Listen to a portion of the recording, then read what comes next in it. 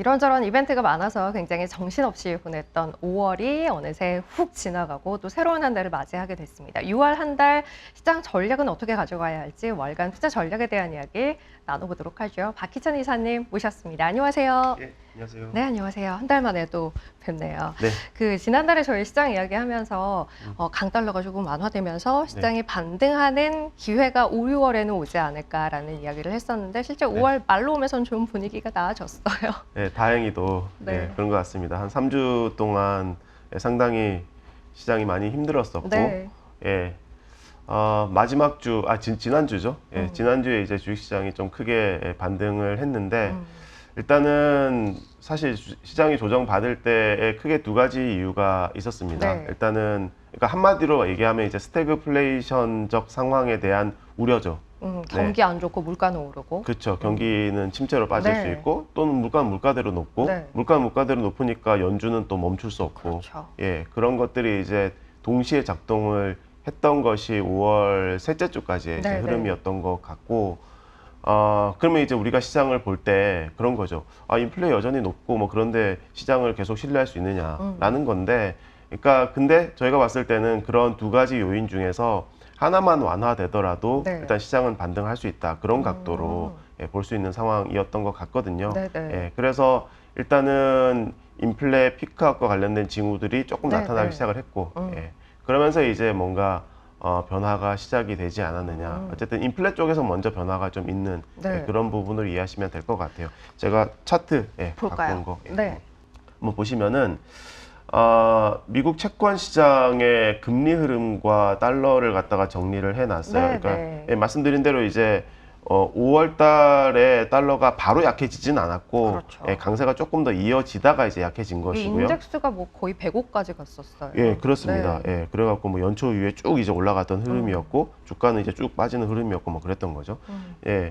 그 위에 있는 차트들을 보시면 이제 미국 금리가 나와 있는데 약간 좀 구별하기 힘드시겠습니다만 검은색 선이인가요? 미국의 인플레 기대 심리가 먼저 꺾였어요. 채권 시장에서 반영된 기대 인플레 값이 먼저 꺾였고 그런 다음에 미국 채금리도 정확히 이제 5월달 FOMC를 지나면서 이제 꺾이기 시작을. 이게 오렌지색 선이 10년물 금리죠? 예, 그렇습니다. 그래서 기대 인플레이션이 이제 먼저 좀 안정화되면서 뭔가 시장의 변화의 어떤 단초를 만들어 준 것이고 실제로 이제 금리가 꺾이기 시작을 하면서 시장이 좀 안정감을 찾을 수 있는 계기가 마련이 됐다. 이렇게 말씀드릴 수 있을 것 같아요. 기대 인플레를 연초에 저희가 계속해서 좀 보자라는 이야기를 했었는데 이게 이제 좀 꺾이면서 달러 강세도 좀 완화가 됐고 국채 금리도 살짝 떨어지는 모습을 보였던 게 시장에 우호적으로 반영이 됐던 것 같네요. 자, 그러면 인플레에 대한 이야기를 해봐야 할 텐데 기대 인플레 꺾였고 최근에 발표되는 CPI도 그렇고 PC 디플레이터도 그렇고 보면 약간 피크아웃에 대한 이야기를 할 수 있을 만한 숫자들이 나오고 있어요. 네, 맞습니다. 일단은 인플레이션 수준 자체가 너무 높기 때문에 여전히 이제 안도할 수 없고 유가는 또 계속 올라가고 있기는 합니다. 근데 일단은 변화가 한 번에 확 나타난다라고 애시당초 기대하지도 않았고 조금씩 이제 변화가 있는 부분에 저희는 주목을 하고 있는데요. 일단 미국의 인플레이션에서 제가 차트를 두 개를 준비를 했는데 왼쪽은 상품 물가 쪽이고요. 또 이제 그것도 이제 차트가 선이 두 개는 있긴 합니다만 오른쪽은 또 서비스 물가 쪽이에요. 자, 뭐 지금 한국도 그렇긴 합니다만 어쨌든 리오프닝과 관련된 경제 활동의 변화가 실제로 있고 그러면서 서비스 활동이 상대적으로 개선되고 있습니다. 자, 이 상황에서 서비스 물가가 바로 잡힐 것이다라고 생각하기는 어렵겠죠. 그렇죠. 하지만 상품 물가 쪽은 다른 변화가 이미 나타나기 시작을 했어요. 실제 좀 꺾였어요. 실제로 꺾였습니다. 일단 중고차 값부터 먼저 시작을 했는데 중고차를 제외한 부분에 있어서도 꺾인 것이 바로 최근 데이터에서 일단 확인은 됐습니다. 지금 차트에 있는 왼쪽 표의 오렌지색 라인이 중고차를 제외한 핵심 상품 물가예요. 그렇습니다. 그러니까 일단은 중고차부터 먼저 시작을 했고 그런 물가 하락이라는 요소가 다른 데서도 조금씩 확산되는 그런 움직임을 보이고 있어요. 자, 배경은 이런 겁니다. 일단은 우리 미국의 소비자들이 그 집에 있을 때는 상품 소비를 엄청 많이 했어요. 안 돌아다니면서 소비 여력이 막 쌓여 있다 보니까 이것저것 막 온라인으로 많이 샀죠. 근데 그러던 그 소비 행태가 밖으로 돌아다니기 시작하면서 바뀌기 시작을 한 거예요. 예, 제가 집에서 물건 사는 행동이 줄어들었습니다. 네. 일단은. 예, 그리고 물론 인플레 자체가 높아서 소비가 잘 안 되는 부분도 일단 기본적으로 있고요. 예, 그리고 미국의 생산 활동이 많이 또 정상화됐어요. 생각보다. 공장 가동률이 거의 80% 가까이 네. 올라와 있거든요. 예, 그래서 이 상품의 공급도 일정 부분 정상화되는 단계로 가고 있고 소비는 좀 둔화되고 이러면서 이제 상품부터 일단 인플레 안정이 시작이 됐다라는 것이 중요한 포인트입니다. 결국은 이러면서 점차 서비스 물가도 안정화될 수 있는 계기가 형성이 될 것으로 판단을 하고 있고 그래서 이제 앞서 말씀드렸던 기대 인플레이션이 잡히고 있는 네, 네. 부분이 사실은 되게 중요한 부분이에요. 네, 네. 그래요. 서비스 물가는 이미 약간 상품 물가는 이미 약간 꺾여 있고 서비스 물가는 여전히 이제 아직은 위를 향하고 있긴 하나 시차를 두고 여기도 역시 비슷한 궤적을 그릴 가능성이 있다라는 게 기대 인플레에도 녹아들고 있다라는 네. 이야기인 거죠. 그렇습니다. 그렇다면 네. 이제 그런 부분들이 시장의 반등을 5월 이제 후반으로 오면서 이끌었다면 일단 그 분위기는 6월에도 좀 유지되지 않을까라는 기대를 갖게 되긴 해요. 예, 그렇습니다. 이제 겨우 한 주 했으니까요. 네. 예. 일단은 6월달 시장에 대해서 특별히 큰 걸림돌은 없다고 보고 있어요. 네. 그러니까 물론 이제 뭐 따져보자면 너무 많기는 한데, 예, 그래도 같은 요인들이고요. 기본적으로 그 요인들의 힘이 더 세지지 않는다면 네. 일단은 시장은 좀 일종의 안돌랠리 비슷하게 좀 움직일 수 있다 이렇게 생각을 하고 있는데. 관련해서 저희가 제시하는 전략은 네. 일단은 기존과 마찬가지로 바벨 전략적인 대응입니다. 네, 그러니까 완전히 이제 가자 뭐 이런 쪽은 아니죠. 예, 바벨 전략적이라는 것은 이쪽도 그래도 저쪽도. 조금 네. 이제 안정성을 그래도 좀 기하는 것을 갖다가 그렇죠. 생각을 하는 거고요. 네. 저희가 이제 5월 달에 말씀을 드릴 때 어떻게 말씀드렸냐면 저희가 연초부터 계속 강조했던 안정형 옵션들이 있어요. 네. 예, 그 안정형 옵션이 크게 세 개거든요. 네. 예, 저변동성, 그리고 배당 성장 네. 또는 이제 고배당이죠. 그리고 리츠 이 세 가지입니다. 네.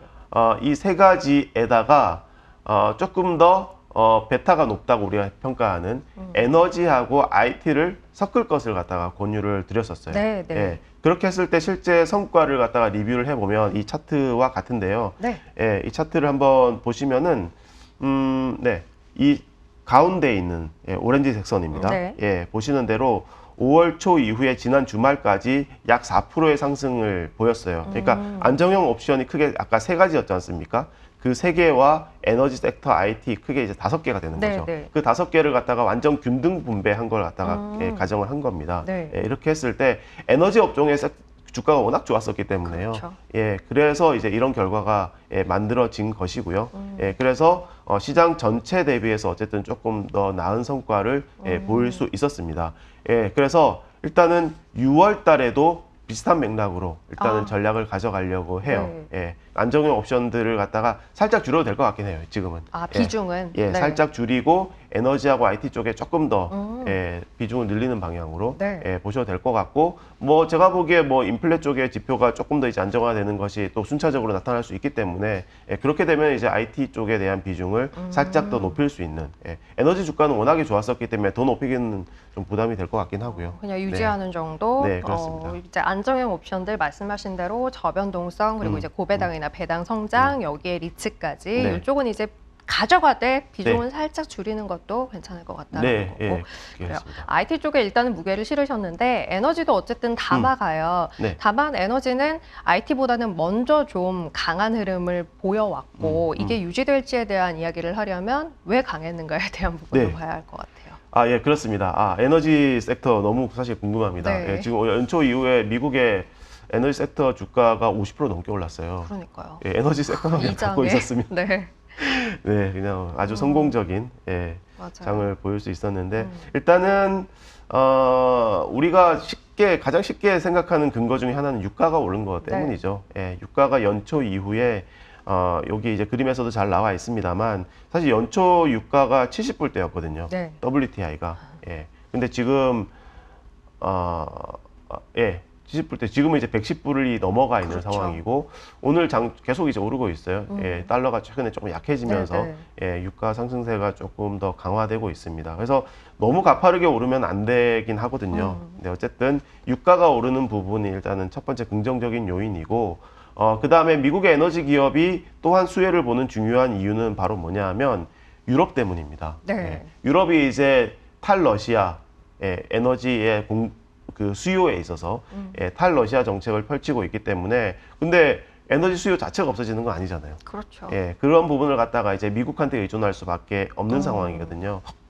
그래서 이제 요 그림에서도 오른쪽 그림에서도 잘 나오지만 미국의 석유 제품 수출이 뭐 지난해도 좋긴 했었습니다만 올해 연초 들어서 급증하는 양상을 보이고 있습니다. 네, 결국은 네. 이제 유럽의 대체 수요라는 것이 미국의 에너지 기업의 주가에 상당히 크게 기여를 하고 있다라고 봐야 될 것 같은데 네, 사실 네. 지금 말씀드린 이 요소가 단기간 내에 바뀌겠느냐? 그럴 것 같지는 않잖아요, 네, 사실은요. 네. 그러니까 일단은 에너지 섹터를 갖다가 여전히 상당 부분 갖고 가야 되는 것은 네. 계속 분명한 사실인 것 같아요. 그러게요. 유럽이 이제 러시아산 원유 수입 금지도 계속해서 이야기를 하고 있고 하다 보니 일단 방향성 자체는 유지될 가능성이 있고 그렇다면 미국의 석유 제품 수출이 늘어남으로 인해서 가져왔던 에너지 기업들의 강세는 조금 더 이어질 가능성이 있다라는 부분인 거고요. IT 이야기를 해보죠. 사실 5월에도 반등에 대한 기대를 좀 가질 수 있을 만한 주가 수준이었는데 처음부터 반등이 나오지는 않았어요. 많이 하락을 했죠. 이제 약간씩 돌아서는 모습이 나오고 있기는 한데 이쪽은 어떻게 좀 연속성이 있을까요?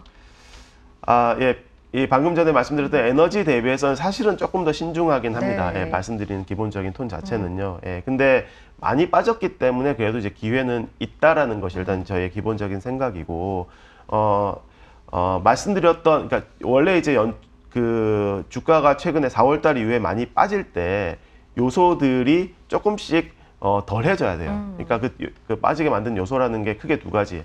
말씀드린 대로 경기는 또 침체로 가고 또는 이제 물가는 높아서 연준이 자이언트 스텝을 해야 되는 거 아니야? 뭐 이런 식의 우려가 있고, 이런 두 가지 요소가 다 이제 조금씩 완화되면은 IT 섹터의 주가의 반등에 이제 상당히 기여를 할 수 있다라고 생각을 하고 있습니다. 그래서 일단은 우리가 이제 6월 중에 확인해야 될 경제 지표 중에서 앞서 말씀드렸던 인플레 피크아웃이 그래도 조금 더 이제 여러 데이터를 통해서 확인된다라는 거, 연속적으로요. 그리고 경기는 둔화되긴 할 건데 그 속도가 그렇게 가파른 건 아니야. 이런 식으로 이제 뭔가 지표들이 안정감을 주게 되면은 IT 섹터는 어쨌든 좀 저가 매수의 관점으로 대응할 수 있을 것 같다 이렇게 보고 있습니다. 어쨌든 연준은 포워드 가이던스를 갖다가 단기간 내에 바꿀 것 같지 않아서 어쨌든 그런 부분에 있어서 기회는 있다라고 보고 있는데 다만 이 저가 매수라는 표현이 조금 조심스럽긴 해요. 왜냐하면 요 이제 제가 차트 준비해 온 거를 보시면은 빅테크의 주식 채권 일드 갭이거든요. 오른쪽이요. 그러니까 저희가 단순하게 주가 뭐 PER로 보는 게 아니라 금리를 비교해서 보는 이 일드 갭으로 이제 비교하는 방식을 저희가 선호하는데요. 보시면은 장기 평균값 대비해서 보시면 이제 마이너스 1 표준 편차에 뭔가 위치해 있다라고 보이지 않습니까? 이게 평균 대비해서 조금 비싸다라는 걸 의미하게 됩니다. 내려가 있을수록 비싸다는 걸 의미하게 되거든요. 그래서 굉장히 많이 비싼 상태에서는 좀 벗어나긴 했어요. 약간 올라오긴 했어요. 그렇습니다. 하지만 여전히 평균보다는 조금 낮기 때문에 이게 본질적으로 이 고평가에 대한 부담이 해소된 것 같지는 않다. 결국은 이제 금리가 확 떨어지든지 아니면은 빅테크의 어닝스가 역시 좋아 막 이런 거 있지 않습니까? 결국은 이제 어닝 시즌을 통해서 확인이 돼야 되는 부분이 있어요. 그래서 6월 달까지는 괜찮을 것 같은데 7월 달 어닝 시즌은 또 이제 우리가 맘 놓고 지나가기가 좀 어려운 그런 면은 좀 있는 것 같아요. 그래서 좀 확인이 계속 필요한 그런 부분은 분명히 있는 것 같습니다. 다만 이제 그 공백 6월 한 달로 봤을 때는 그래도 뭐 나쁘지 않은 성과를 보이지 않을까라는 기대가 일단은 제가 말씀드린 대로 어쨌든 경기 둔화의 속도가 그렇게 가파르진 않다라는 게 확인이 되는 것과 인플레 피크아웃이 연속적으로 확인되는 것들을 통해서 그런 기대감을 충분히 가질 수 있다라는 얘기예요. 자, 그러면 일단 미국은 이렇게 정리할 수 있을 것 같아요. 5월 후반 나오기 시작한 반등의 연속선 상에 있는 6월이 될 걸로 기대를 하고 있고 거기서의 전략은 이제 안정성을 추구하는 저희 기존에 이야기 드렸었던 옵션들이 있죠. 그러니까 뭐 저변동성, 배당, 그리고 리츠 이렇게 가져가되 여기에 에너지와 IT의 반등, 에너지의 지속적인 상승과 IT의 반등을 기대해보자라는 이야기, 바벨 전략을 유지한다라는 이야기인 거고요. 여기서 이제 조금 더 확장시켜서 지역별 투자에 대한 이야기도 했으면 좋겠어요. 일단 일본에 대해서 지난달에 조금 긍정적인 관점에서 이야기를 주셨었는데 그 유지가 되나요? 그렇습니다. 일단은 엔화 약세 모멘텀이거든요. 그러니까 강달러가 좀 진정되기는 했죠. 그러면 이제 달러의 엔화 환율도 130엔 위로 올라가는 모멘텀이 살짝 죽기는 네, 했어요. 네. 예. 하지만 일단 높은 환율이 유지되는 것 자체가 중요합니다. 예. 그렇게 되면은 결국 일본 수출 기업 중심으로 해서 기업 이익의 개선이 기대되는 그런 모멘텀을 유지시킬 수가 있어요. 고환율이 유지되는 것 자체로도요. 그 다음에 또 하나는 일본의 리오프닝도 네. 기대가 되는 부분이죠. 여행 제한도 이제 좀 뒤늦게 이제 풀기 시작을 했고 그런 부분들도 있기 때문에 일단은 상대적으로 non US 선진국들 중에서는 일본을 상대적으로 좀 선호하는 그런 의견입니다. 뭐 말하자면 이제 유럽보다는 조금 더 나을 것 같아요. 중국은 여전히 조금 신중히 봐야 한다라는 관점이고. 우리 이제 중국 되게 중요한데 사실 네. 5월 달은 중국 주가가 그래도 좀 선방했습니다. 그렇죠. 일단 본토 증시가 상승을 했고요. 일단은 여기 이제 그림에서도 나오지만 어닝 모멘텀이 원체 좋지 않아요. 완전 일단 아래로 쳐져 있네요. 그렇습니다. 각종 규제와 여러 가지 이제 사회 통제 뭐 이런 것들의 이슈에 직면해 있는데 그만큼 이제 정책의 변화에 민감할 수밖에 없어요, 사실은요. 하지만 저희가 봤을 때 중국은 정책의 어떤 예측 가능성이라고 할까요? 그게 좀 너무 낮아서 그렇죠. 미리 어떤 변화를 예측해서 들어가는 것은 좀 안 좋은 선택일 수 있다라고 보고 있습니다. 그래서 확인해 가면서 뭐 제 예상과 다르게 뭐 좋은 정책들이 계속 나올 수 있겠죠. 그렇죠. 그렇게 되면 이제 확인해 가면서 조금 중국 비중을 늘려도 되는 방향일 것 같아요. 중국은 어느 지역보다도 조금 더 신중하게 확인하면서 들어갈 필요가 있게 다 먹지 못하더라도 좀 안정적으로 가자라는 거 이야기 드리고요. 마지막 한국은 어떻게 보세요? 사실 달러 강세가 좀 완화돼서 그래도 기대를 할 수 있지 않을까 싶긴 한데. 그렇습니다. 제가 이제 말씀드리고 차트부터 먼저 딱 보시면은 달러하고 한국 주식은 너무나도 왼쪽 그림 이제 보시면은요 지난 1년 동안 달러가 계속 강했고 한국 주가가 계속 빠진 그림이 나와 있어요. 그 파란색의 MSCI 한국 이제 인덱스인 거고 달러 인덱스가 오렌지색 선인 거죠. 달러가 올라가고 한국 주가가 계속 빠졌죠. 달러가 제발 낮아져야만 한국 주식 시장이 오를 것 같다는 느낌이 확 들지 않습니까? 사실 뭐 과거에도 늘 똑같이 이러지는 않았어요. 늘 똑같이 이러지는 않았는데, 근데 이제 이번 국면에서 유독 그런 이유는 국내에서의 어떤 매수 주체가 힘이 좀 많이 떨어져서 그만큼 이제 외국인에 대한 의존도가 높아질 수 없는 환경이었기 때문에 이런 반비례 관계가 너무나도 선명하게 나타났다고 보시면 될 것 같은데 어쨌든 달러가 죽었죠. 죽었다는 표현은 약간 힘이 약해졌죠. 좀 빠졌죠. 힘이 좀 빠졌습니다. 그러면서 코스피도 이제 반등하려는 지금 상황이 좀 벌어지고 있어요. 근데 달러가 쭉쭉 빠질 걸로 보고 있지는 않습니다. 하지만 어쨌든 강달러 모멘텀이 약해지는 것만으로도 일단은 주가가 좀 리바운딩 할 수 있는 여지가 좀 생겨나고 있다. 이렇게 일단 저희는 기본적으로 평가를 하고 있고요. 그리고 이제 오른쪽 그림은 금리하고 성장주, 가치주, 상대 주가거든요. 그러니까 금리가 올라가면 성장주가 안 좋다는 얘기 잘 알고 계시잖아요. 다시 한번 확인시켜 드리는 그림인데 여기 이제 그림을 잘 보시면 한국의 국채 금리가 앞서 보셨던 미국과 마찬가지로 일단은 더 올라가는 모양새가 아니에요. 일단은요. 한국 금리 역시 마찬가지로 뭐 우리 한국은행에서 기준금리는 계속 올리긴 하겠습니다만 적어도 시장금리는 일단은 그런 부분을 다 이미 많이 선반영했기 때문에 하반기에 이제 한국도 역시 마찬가지로 인플레가 좀 떨어지고 수출이 좀 둔화되는 변화가 분명히 있을 것 같거든요. 그런 부분 반영해서 금리가 좀 피크아웃 한다고 보고 있습니다. 결국은 이제 시장의 색깔도 조금 바뀌지 않겠냐라고 봐요. 그래서 그동안 많이 눌렸던 성장주에 있어서 좀 리바운딩을 기대할 수 있는 그런 여지도 역시 마찬가지로 한국에서 생겨나다고 보고 있어요. 그래서 한국에 대한 전략도 미국하고 비슷합니다. 일단 바벨 전략적으로 봅니다. 그러니까 지금 에너지 또는 이제 일부 시클리컬 업종들 어닝 모멘텀이 좋아요. 그런 쪽과 그 다음에 최근에 좀 리바운딩 하고 있는 2차 전지 이쪽은 성장주 쪽이죠. 그 다음에 뭐 IT라든지 뭐 네이버 같은 인터넷 주식들까지는 제가 봤을 때는 이제 또 성장주 쪽에서 좀 힘을 쓸 수 있다라고 보여져요. 그래서 한국의 색깔도 조금 이제 바뀔 수 있다라고 보고 있습니다.